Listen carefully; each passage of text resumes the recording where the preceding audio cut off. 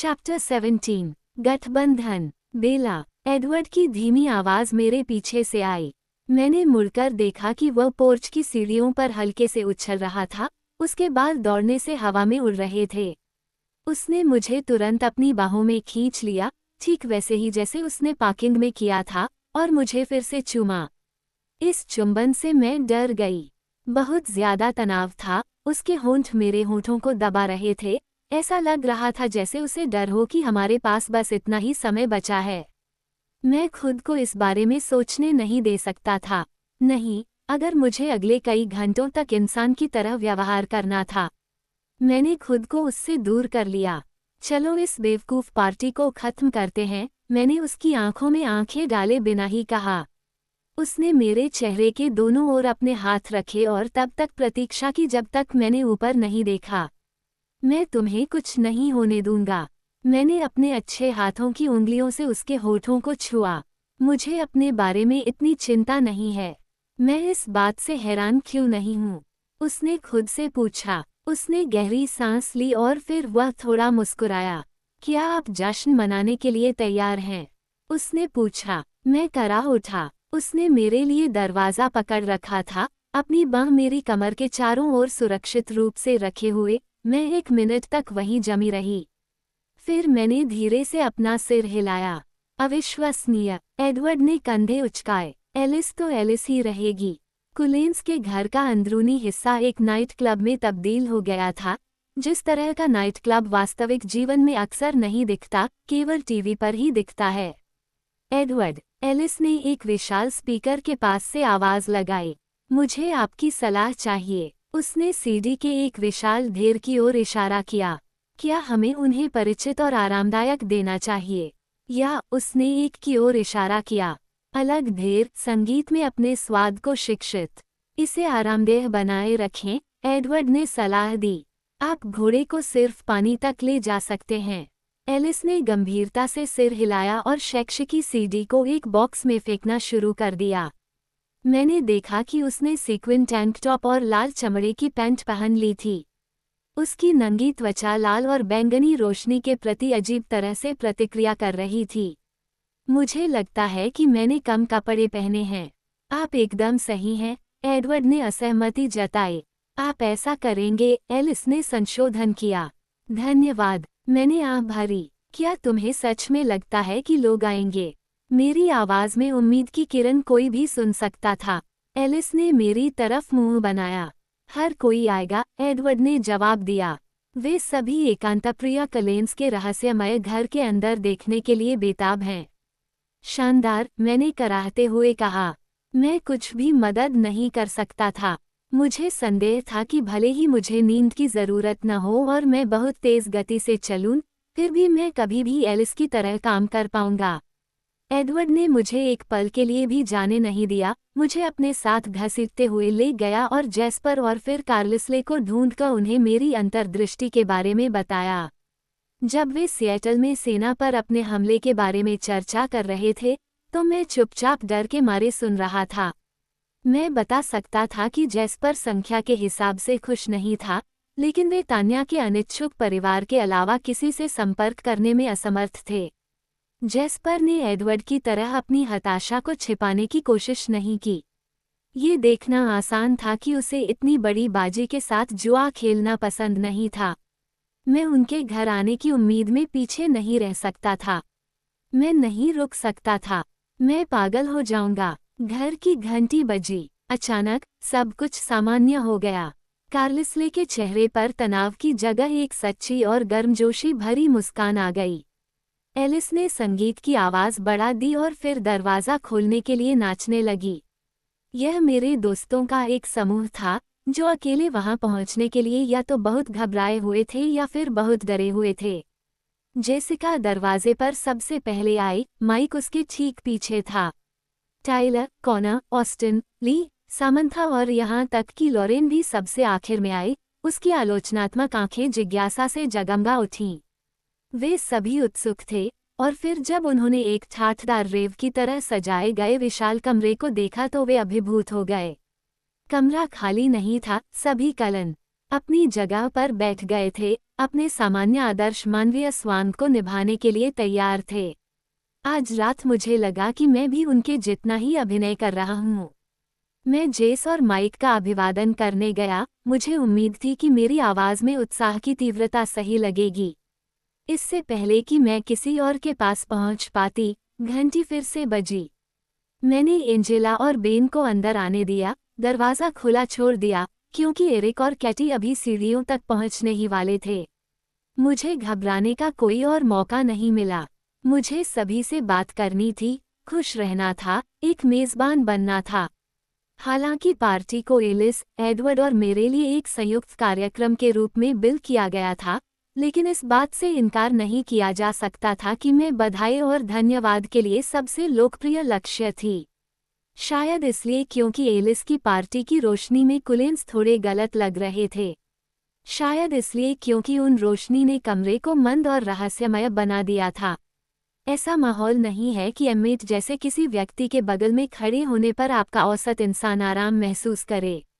मैंने एम्मेट को खाने की मेज पर माइक की ओर मुस्कुराते हुए देखा, उसके दांतों से लाल रोशनी चमक रही थी, और माइक ने एक स्वचालित कदम पीछे हटते हुए देखा। शायद एलिस ने जानबूझकर ऐसा किया था, ताकि मैं ध्यान के केंद्र में आ जाऊं, एक ऐसी जगह जहां उसे लगता था कि मुझे ज्यादा मजा आना चाहिए। वो हमेशा मुझे इंसान बनाने की कोशिश करती रही, जैसा कि वह सोचती थी कि इंसानों को होना चाहिए। पार्टी स्पष्ट रूप से सफल रही, भले ही कुलेंस की उपस्थिति के कारण सहज उत्तेजना थी, या शायद इसने माहौल में रोमांच भर दिया। संगीत संक्रामक था, रोशनी लगभग सम्मोहित करने वाली थी। जिस तरह से खाना गायब हुआ, उससे लगता है कि यह भी अच्छा रहा होगा। कमरा जल्द ही भीड़ से भर गया, हालांकि कभी भी घुटन महसूस नहीं हुई। पूरा सीनियर वर्ग वहां मौजूद था, साथ ही ज्यादातर जूनियर भी। पैरों के तलवों के नीचे गूंजती धुन पर शरीर झूम रहे थे, पार्टी लगातार नाचने के कगार पर थी। यह उतना मुश्किल नहीं था जितना मैंने सोचा था। मैंने एलिस की तरह ही सभी से घुल मिलकर बातचीत की। उन्हें खुश करना काफी आसान लग रहा था। मुझे यकीन था कि यह पार्टी फोक्स शहर में पहले कभी नहीं देखी गई किसी भी पार्टी से कहीं ज्यादा शानदार थी। एलिस लगभग खर्राटे भर रही थी कि यहाँ कोई भी इस रात को नहीं भूल पाएगा। मैंने कमरे का एक चक्कर लगाया और जेसिका के पास वापस आ गया। वह उत्साह से बड़बड़ा रही थी और उस पर ध्यान देना जरूरी नहीं था, क्योंकि संभावना थी कि उसे जल्द ही मुझसे कोई जवाब नहीं चाहिए होगा। एडवर्ड मेरे बगल में था और फिर भी मुझे छोड़ने से इनकार कर रहा था। उसने एक हाथ मेरी कमर पर सुरक्षित रूप से रखा हुआ था, कभी कभी मुझे अपने करीब खींचता हुआ उन विचारों के जवाब में जो मैं शायद सुनना नहीं चाहता था। इसलिए जब उसने अपना हाथ नीचे किया और मुझसे दूर हट गया तो मुझे तुरंत संदेह हो गया। यहीं रुको, उसने मेरे कान में फुसफुसाया। मैं अभी वापस आता हूँ। वह भीड़ के बीच से शालीनता से गुजरा, ऐसा लगा कि उसने भीड़ में से किसी को भी नहीं छुआ। वह इतनी जल्दी चला गया कि मैं उससे पूछ ही नहीं पाया कि वह क्यों जा रहा है। मैं संकुचित आंखों से उसे देखता रहा, जबकि जेसिका उत्सुकता से संगीत के ऊपर चिल्ला रही थी, मेरी कोहनी पर लटकी हुई, मेरी व्याकुलता से बेखबर। मैंने उसे देखा जब वह रसोई के दरवाजे के बगल में अंधेरे छाया तक पहुंच गया, जहां रोशनी केवल रुक रुक कर चमक रही थी। वह किसी के ऊपर झुका हुआ था, लेकिन मैं हमारे बीच सभी सिरों के पीछे नहीं देख सका। मैं अपने पैरों के बल पर खड़ा हो गया और अपनी गर्दन को ऊपर उठाया। ठीक उसी समय एक लाल रोशनी उसकी पीठ पर चमकी और एलिस की शर्ट के लाल सेक्विन पर चमकी। रोशनी ने उसके चेहरे को सिर्फ आधे सेकंड के लिए छुआ, लेकिन ये काफी था। 1 मिनट के लिए माफ कर दो, जेस, मैंने बुदबुदाते हुए अपना हाथ पीछे खींच लिया। मैंने उसकी प्रतिक्रिया के लिए भी नहीं रुका, यहाँ तक कि ये देखने के लिए कि क्या मैंने अपनी अचानक की हरकत से उसकी भावनाओं को ठेस पहुंचाई है। मैं लोगों के बीच से अपना रास्ता बनाते हुए आगे बढ़ा और मुझे थोड़ा धक्का भी लगा। कुछ लोग अब नाच रहे थे। मैं जल्दी से रसोई के दरवाजे की ओर बढ़ा। एडवर्ड चला गया था, लेकिन एलिस अभी भी अंधेरे में थी। उसका चेहरा भावशून्य था, जैसा कि आप किसी ऐसे व्यक्ति के चेहरे पर देखते हैं जिसने अभी अभी एक भयानक दुर्घटना देखी हो। उसका एक हाथ दरवाजे के फ्रेम को पकड़े हुए था, जैसे उसे सहारे की जरूरत हो। क्या एलिस, क्या तुमने क्या देखा? मैं हाथ जोड़कर भीख मांग रहा था। उसने मेरी तरफ नहीं देखा, वह दूर देख रही थी। मैंने उसकी निगाहों का पीछा किया और देखा कि उसने कमरे के उस पार एडवर्ड की नज़र पकड़ी। उसका चेहरा पत्थर की तरह खाली था। वह मुड़ा और सीढ़ियों के नीचे छाया में गायब हो गया। तभी दरवाजे की घंटी बजी, पिछली बार के कई घंटों बाद, और एलिस ने हैरानी भरे भाव से ऊपर देखा, जो जल्द ही घृणा में बदल गया। वेयरवुल्फ को किसने आमंत्रित किया? उसने मुझ पर चिल्लाते हुए पूछा। मैंने गुस्से से कहा, दोषी। मैंने सोचा था कि मैंने उस निमंत्रण को रद्द कर दिया है, लेकिन मैंने कभी सपने में भी नहीं सोचा था कि जेकब यहाँ आएगा। ठीक है, तो फिर तुम जाकर इसका ख्याल रखो। मुझे कार्लिसले से बात करनी है। नहीं, एलिस, रुको। मैंने उसकी बाँह पकड़ने की कोशिश की, लेकिन वह जा चुकी थी और मेरे हाथ ने खाली हवा को जकड़ लिया। लानत है, मैंने बड़बड़ाया। मुझे पता था कि यही है। एलिस ने वह देख लिया था जिसका वह इंतजार कर रही थी, और मुझे ईमानदारी से लगा कि मैं इतनी देर तक सस्पेंस बर्दाश्त नहीं कर सकता कि दरवाज़ा खोल सकूं। दरवाजे की घंटी फिर से बजी, बहुत देर तक कोई बटन दबाए हुए था। मैंने दृढ़ता से दरवाजे की ओर पीठ की और एलिस के लिए अंधेरे कमरे को देखा। मुझे कुछ भी दिखाई नहीं दे रहा था। मैंने सीढ़ियों की ओर धक्का देना शुरू कर दिया।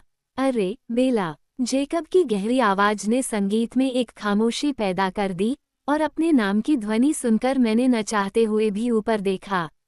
मैंने एक चेहरा बनाया। ये सिर्फ एक वेयरवुल्फ नहीं था, बल्कि 3 थे। जेकब ने खुद को अंदर आने दिया था, उसके दोनों तरफ क्विल और एम्ब्री थे। वे दोनों बहुत तनाव में दिख रहे थे, उनकी आंखें कमरे में इधर उधर घूम रही थीं जैसे कि वे अभी अभी आए हों। एक प्रेतवाधित तहखाने में प्रवेश किया। एम्ब्री का कांपता हुआ हाथ अभी भी दरवाज़ा पकड़े हुए था, उसका शरीर दरवाजे की ओर भागने के लिए आधा मुड़ा हुआ था। जेकब मेरी तरफ हाथ हिला रहा था, दूसरों से ज्यादा शांत, हालांकि उसकी नाक घृणा से सिकुड़ी हुई थी। मैंने भी हाथ हिलाकर अलविदा कहा और एलिस की तरफ देखने लगा। मैं कॉनर और लॉरेन की पीठ के बीच से निकल गया।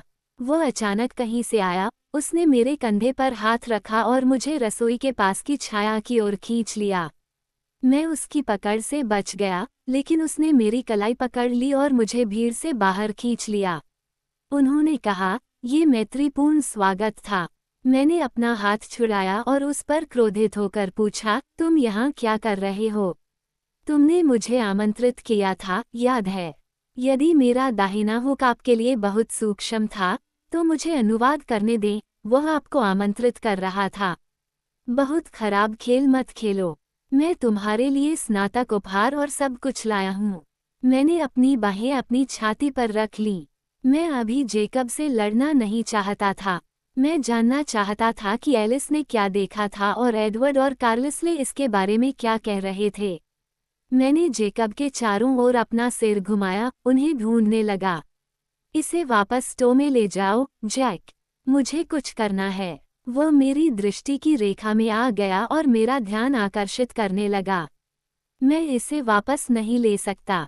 मैंने इसे दुकान से नहीं खरीदा, मैंने इसे खुद बनाया है। इसमें भी बहुत समय लगा।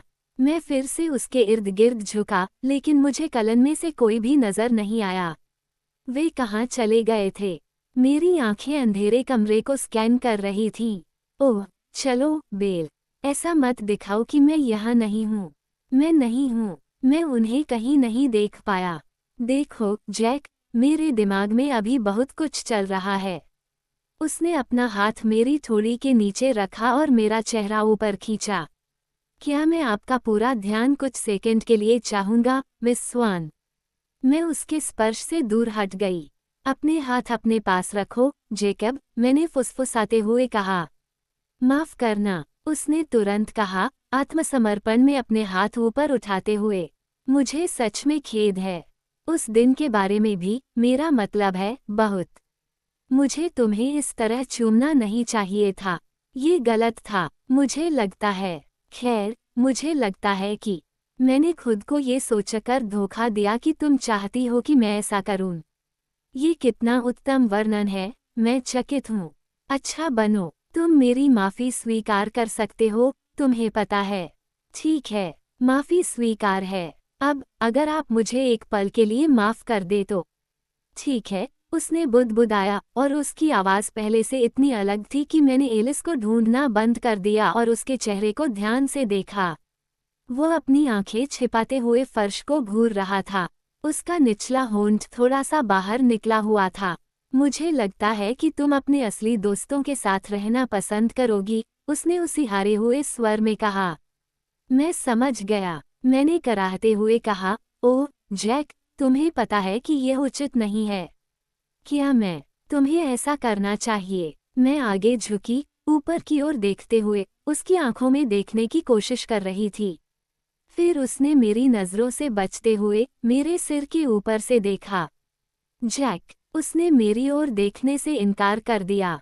अरे, तुमने कहा था कि तुमने मेरे लिए कुछ बनाया है न? मैंने पूछा, क्या ये सिर्फ बातचीत थी? मेरा तोहफा कहाँ है? उत्साह दिखाने की मेरी कोशिश काफी दुखद थी, लेकिन ये काम कर गई। उसने अपनी आंखें घुमाई और फिर मुझ पर मुंह बनाया। मैंने अपना दिखावा जारी रखा और अपना हाथ आगे बढ़ाया। मैं इंतजार कर रहा हूँ। ठीक है, उसने व्यंग्यात्मक ढंग से बड़बड़ाते हुए कहा। लेकिन उसने अपनी जीन्स की पिछली जेब में हाथ डाला और ढीले ढाले बहुरंगी कपड़े से बना एक छोटा सा बैग निकाला। ये चमड़े की डोरियों से बंधा हुआ था। उसने इसे मेरी हथेली पर रख दिया। अरे, ये बहुत सुंदर है, जैक। धन्यवाद, उसने आह भरी। उपहार अंदर है, बेला। ओह, मुझे डोरी से कुछ परेशानी हो रही थी। उसने फिर से आह भरी और उसे मुझसे ले लिया और दाहिनी डोरी को एक हल्के से खींचकर डोरी को खोल दिया।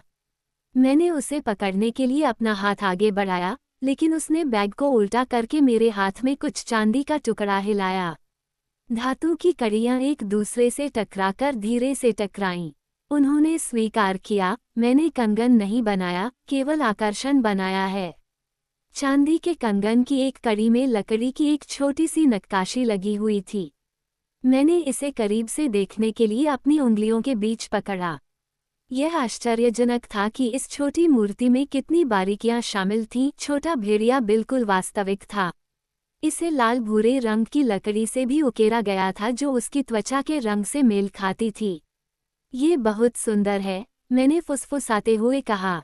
तुमने इसे बनाया कैसे? उसने कंधे उचका दिए। ये कुछ ऐसा है जो बिली ने मुझे सिखाया है। वो मुझसे बेहतर है। इस पर विश्वास करना कठिन है, मैंने फुसफुसाते हुए कहा और उस छोटे भेड़िए को अपनी उंगलियों में इधर उधर घुमाया। क्या तुम्हें ये सचमुच पसंद है? हाँ, यह अविश्वसनीय है, जैक। वह पहले तो खुशी से मुस्कुराया, लेकिन फिर उसका चेहरा कड़वा हो गया। अच्छा, मैंने सोचा कि शायद इससे तुम्हें कभी कभार मेरी याद आ जाएगी। तुम्हें पता है कि यह कैसा होता है, आंखों से दूर, मन से दूर। मैंने उसके रवैये पर ध्यान नहीं दिया और कहा, लो, मुझे इसे पहनने में मदद करो। मैंने अपनी बाईं कलाई को आगे बढ़ाया, क्योंकि दायां हाथ ब्रास में फंसा हुआ था। उसने आसानी से कैच पकड़ लिया, हालांकि यह उसकी बड़ी उंगलियों के लिए संभालने के लिए बहुत नाजुक लग रहा था। तुम इसे पहनोगे? उसने पूछा। अवश्य मैं करूंगा। वह मेरी ओर देखकर मुस्कुराया। ये वही खुशनुमा मुस्कान थी जिसे देखकर मुझे बहुत अच्छा लगा। मैंने एक क्षण के लिए उसे लौटा दिया, लेकिन फिर मेरी नज़र पुनः कमरे में इधर उधर घूमने लगी और एडवर्ड या एलिस के किसी संकेत के लिए उत्सुकता से भीड़ को देखने लगी। तुम इतने विचलित क्यों हो? जेकब ने आश्चर्य व्यक्त किया। कुछ नहीं है, मैंने झूठ बोला, ध्यान केंद्रित करने की कोशिश करते हुए। इस उपहार के लिए धन्यवाद, सच में। मुझे ये बहुत पसंद है। बेला, उसकी भौहें एक साथ खींच गईं, उसकी आंखें उनकी छाया में गहरी हो गईं। कुछ चल रहा है न? जैक, मैं नहीं, कुछ भी नहीं है। मुझसे झूठ मत बोलो, तुम झूठ बोलने में बहुत बुरे हो। तुम्हें मुझे बताना चाहिए कि क्या हो रहा है। हम ये बातें जानना चाहते हैं, उन्होंने अंत में बहुवचन में बोलते हुए कहा। वह शायद सही था, भेड़ियों को निश्चित रूप से इस बात में दिलचस्पी होगी कि क्या हो रहा है। केवल मुझे अभी तक यकीन नहीं था कि वह क्या था। मुझे तब तक पक्का पता नहीं था जब तक मुझे एलिस नहीं मिल जाती। जेकब, मैं तुम्हें बताऊंगा। बस मुझे पता लगाने दो कि क्या हो रहा है, ठीक है? मुझे एलिस से बात करनी है। समझ से उसके चेहरे पर चमक आ गई। अतीन्द्रिय ज्ञानी ने कुछ देखा था। हाँ, ठीक उसी समय जब तुम आए थे। क्या यह आपके कमरे में मौजूद खून चूसने वाले के बारे में है? उसने संगीत की धीमी आवाज में बुदबुदाते हुए कहा। ये संबंधित है, मैंने स्वीकार किया। वो 1 मिनट तक इस बात पर विचार करता रहा, अपना सिर एक तरफ झुकाकर मेरे चेहरे को पढ़ता रहा। तुम्हें कुछ पता है जो तुम मुझे नहीं बता रहे हो? कुछ बड़ी बात? फिर झूठ बोलने का क्या मतलब था? वो मुझे बहुत अच्छी तरह जानता था। हाँ, जेकब ने एक पल के लिए मुझे घूरा और फिर मुड़ा और अपने साथियों की नज़रों को पकड़ा, जो प्रवेश द्वार पर खड़े थे, असहज और असहज। जब उन्होंने उसके हाव भाव देखे, तो वे आगे बढ़ने लगे, पार्टी करने वालों के बीच से तेजी से अपना रास्ता बनाते हुए, लगभग ऐसा लगा जैसे वे भी नाच रहे हों। आधे मिनट में वे जेकब के दोनों ओर खड़े हो गए, मेरे ऊपर ऊंचे उठ गए। अब बताओ, जेकब ने पूछा। एम्ब्री और क्विल भ्रमित और सतर्क होकर हमारे चेहरों को बार बार देख रहे थे। जेकब, मुझे सब कुछ नहीं पता। मैं कमरे में खोजबीन करता रहा, अब किसी बचाव की तलाश में। उन्होंने मुझे हर तरह से एक कोने में धकेल दिया था। तो फिर तुम क्या जानते हो? वे सभी एक ही समय पर अपनी छाती पर हाथ रखे हुए थे। ये थोड़ा अजीब था, लेकिन ज्यादातर डराने वाला था। और फिर मेरी नज़र एलिस पर पड़ी जो सीढ़ियों से उतर रही थी, उसकी गोरी त्वचा बैंगनी रोशनी में चमक रही थी। एलिस, मैंने राहत भरी आवाज में कहा।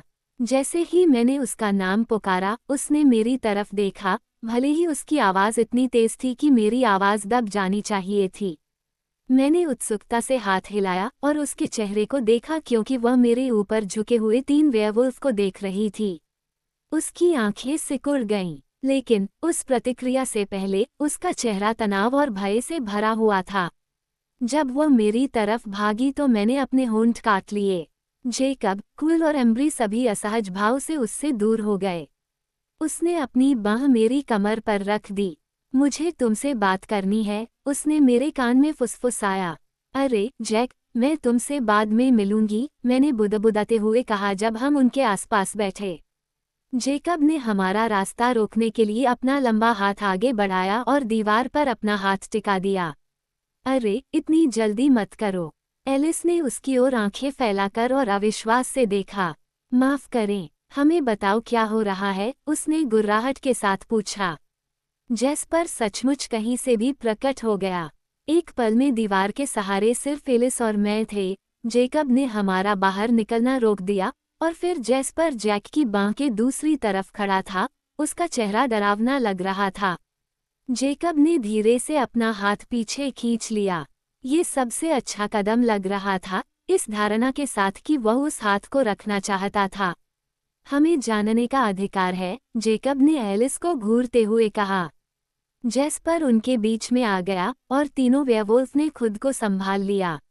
अरे अरे, मैंने कहा और थोड़ा उन्मादपूर्ण ठहाका लगाया। यह एक पार्टी है, याद है? किसी ने मेरी तरफ ध्यान नहीं दिया। जेकब ने एलिस को घूरा जबकि जेस्पर ने जेकब को घूरा। एलिस के चेहरे पर अचानक विचारमग्नता छा गई। कोई बात नहीं, जेस्पर, उसकी बात में दम है। जेस्पर ने अपनी स्थिति में कोई ढील नहीं दी।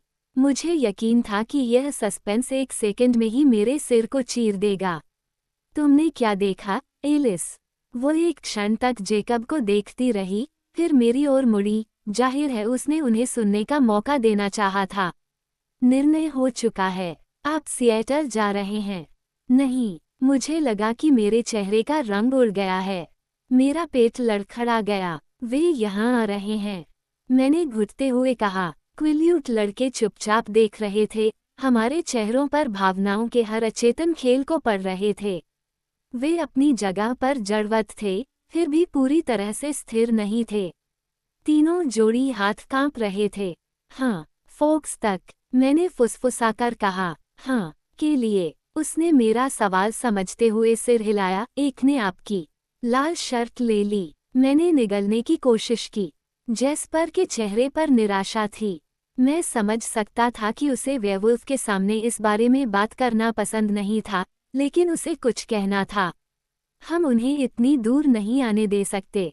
शहर की रक्षा करने के लिए हम में से पर्याप्त लोग नहीं हैं। मुझे पता है, एलिस ने कहा, उसका चेहरा अचानक उदास हो गया। लेकिन इससे कोई फर्क नहीं पड़ता कि हम उन्हें कहाँ रोकते हैं। फिर भी हम में से बहुत कम लोग होंगे और उनमें से कुछ यहाँ खोज करने आएंगे।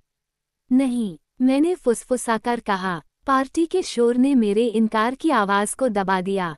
हमारे चारों ओर मेरे दोस्त और पड़ोसी और छोटे मोटे दुश्मन खाना खा रहे थे, हंस रहे थे और संगीत पर झूम रहे थे, इस तथ्य से बेखबर कि उन्हें डर, खतरा, शायद मौत का सामना करना पड़ रहा था। मेरी वजह से। एलिस, मैंने उसका नाम मुंह से बोला। मुझे जाना है, मुझे यहाँ से भागना है। इससे कोई मदद नहीं मिलेगी। ऐसा नहीं है कि हम किसी ट्रैकर से निपट रहे हैं। वे फिर भी सबसे पहले यहीं आएंगे, तो मुझे उनसे मिलने जाना होगा। अगर मेरी आवाज़ इतनी कर्कश और तनावपूर्ण न होती, तो शायद मैं चीखी होती। अगर उन्हें वह मिल जाए जिसकी उन्हें तलाश है, तो शायद वे चले जाएं और किसी और को नुकसान न पहुंचाएं। बेला, एलिस ने विरोध किया। रुको, जेकब ने धीमी, जोरदार आवाज में आदेश दिया। क्या आ रहा है? एलिस ने अपनी ठंडी निगाह उस पर घुमाई। हमारे जैसे, बहुत सारे। क्यों? बेला के लिए, हमें बस इतना ही पता है। आपके लिए तो ये बहुत ज्यादा हैं। उन्होंने पूछा। जेस्पर ने लगाम कसी। हमारे पास कुछ फायदे हैं, कुत्ते। यह एक बराबरी की लड़ाई होगी। नहीं, जेकब ने कहा और उसके चेहरे पर एक अजीब, भयंकर आधी मुस्कान फैल गई। ये बराबर नहीं होगा। बहुत बढ़िया, एलिस ने फुसफुसाया। मैं अभी भी डर के मारे एलिस के नए हाव भाव को देखता रहा। उसका चेहरा खुशी से चमक रहा था, उसकी सुंदर विशेषताओं से सारी निराशा साफ हो गई थी।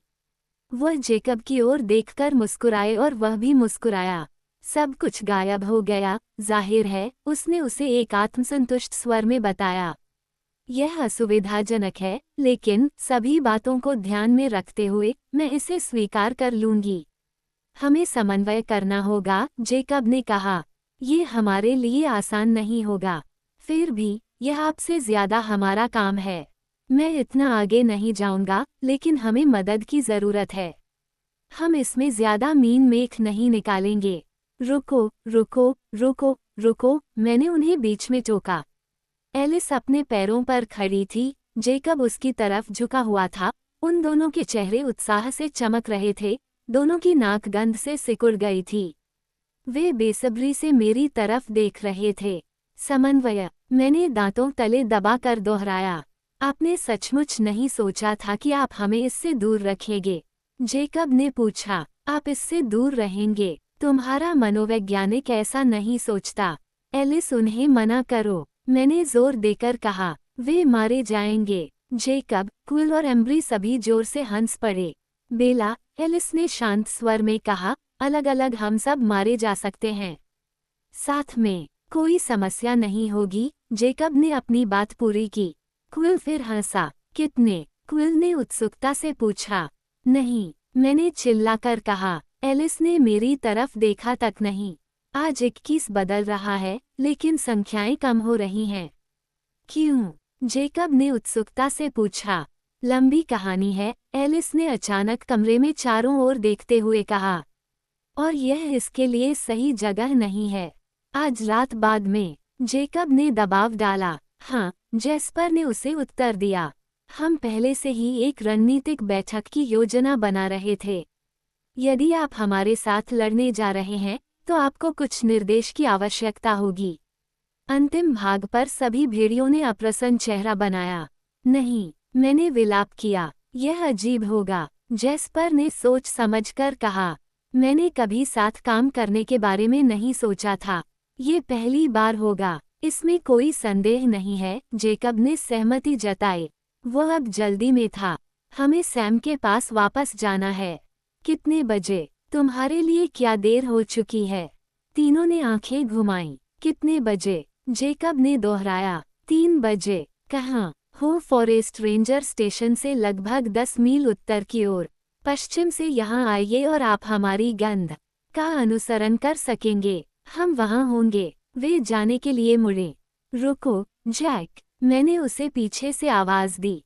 कृपया ऐसा मत करो। वह रुका और मेरी ओर देखकर मुस्कुराने लगा, जबकि क्विल और एम्ब्री अधीरता से दरवाजे की ओर बढ़ गए। बेवकूफ़ी मत करो, बेल्स। तुम मुझे उससे कहीं बेहतर उपहार दे रही हो जो मैंने तुम्हें दिया था। नहीं, मैंने फिर चिल्लाया। इलेक्ट्रिक गिटार की आवाज़ ने मेरी चीख को दबा दिया। उसने कोई जवाब नहीं दिया। वो अपने दोस्तों के पास जाने के लिए जल्दी से भागा, जो पहले ही जा चुके थे। मैं असहाय होकर देखता रहा कि जेकब कैसे गायब हो गया।